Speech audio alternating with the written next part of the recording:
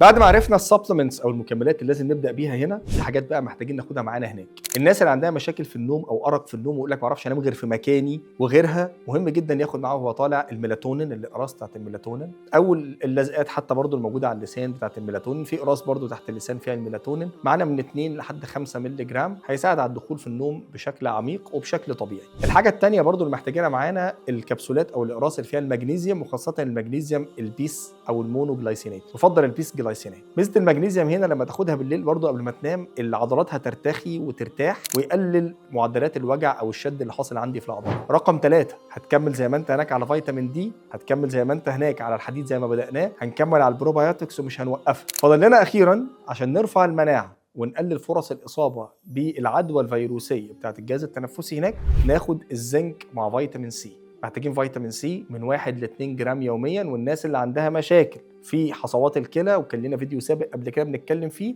ممنوع يعدي ال1 مللي جرام من فيتامين سي مع الزنك بجرعات توصل ل 50 مللي جرام من الزنك يوميا. برضو ده ليه دور في رفع اداء الجهاز المناعي وتقليل فرص الاصابات الفيروسيه. بكده عرفنا ايه اللي هنبداه من مصر وايه اللي هنبداه واحنا هناك، وايه اللي هيكمل معانا من مصر لحد ان شاء الله ما تخلص المناسك هناك وترجع ان شاء الله مصر بألف سلامة. وافتكر دايما ان صحتك اهم.